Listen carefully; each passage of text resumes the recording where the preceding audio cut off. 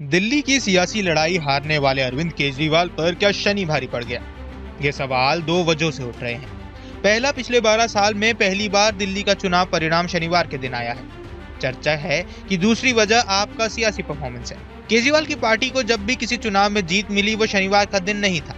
दिलचस्प बात यह है कि अरविंद केजरीवाल के लिए हर बार का वैलेंटाइन वीक लकी साबित होता रहा है, लेकिन इस बार जनता ने प्रपोज डे के दिन ही उन्हें नकार दिया है।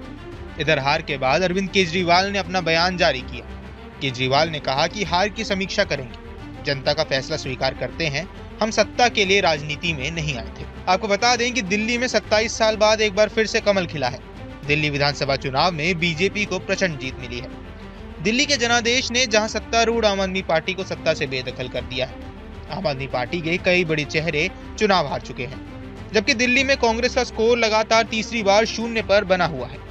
आपको बता दें कि अरविंद केजरीवाल ने 26 नवंबर 2012 को अपनी पार्टी की स्थापना की थी।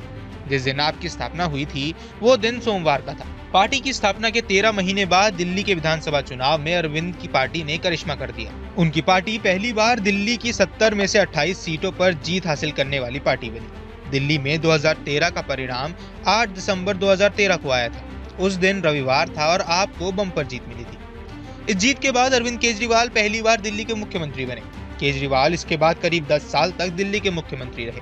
केजरीवाल ने 2014 की शुरुआत में इस्तीफा दे दिया। मुद्दा था जन लोकपाल। इसके बाद फरवरी 2015 में दिल्ली विधानसभा के चुनाव कराए गए। केजरीवाल की पार्टी ने इस चुनाव में 70 में से 67 सीटों पर जीत हासिल की। जिस दिन केजरीवाल की पार्टी को जीत मिली उस दिन था मंगलवार। आपके संयोजक व पूर्व सीएम अरविंद केजरीवाल के लिए साल 2014, 2015, 2020 और 2022 का वैलेंटाइन वीक लगी रहा। दरअसल 2013 के दिसंबर में अरविंद केजरीवाल सीएम बने, लेकिन 49 दिन बाद ही 14 फरवरी 2014 को उन्होंने इस्तीफा दे दिया। 14 फरवरी को वैलेंटाइन वीक का आखिरी दिन माना जाता है। केजरीवाल की पार्टी इसके बाद मजबूती से लोकसभा चुनाव में उतरी, लेकिन पंजाब छोड़ पार्टी को कहीं सफलता नहीं मिल सकी। इसके ठीक एक साल बाद यानी 2015 में हुए दिल्ली विधानसभा चुनाव में आपने 67 सीटों पर जीत हासिल की। जीत के बाद केजरीवाल ने शपथ के लिए वैलेंटाइन वीक का आखिरी दिन यानी 14 फरवरी को चुना।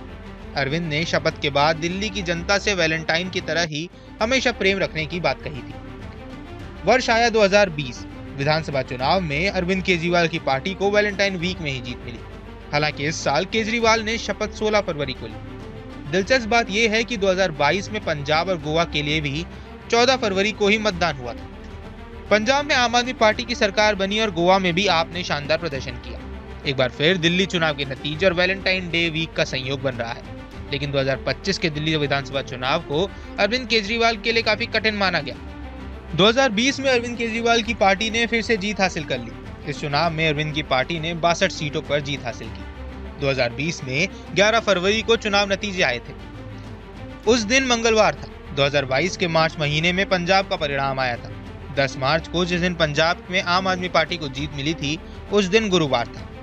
आपने पंजाब में बड़ी जीत हासिल की थी। दिल्ली के बाद पंजाब दूसरा राज्य था जहां आपको जीत मिली थी। 2022 के दिसंबर में दिल्ली नगर निगम के चुनाव में भी आम आदमी पार्टी को जीत मिली। आपको पहली बार दिल्ली एमसीडी के चुनाव में जीत मिली थी।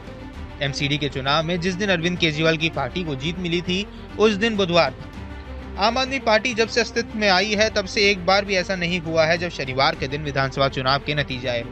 ये पहली बार है जब शनिवार के दिन चुनाव परिणाम जारी हुए हैं।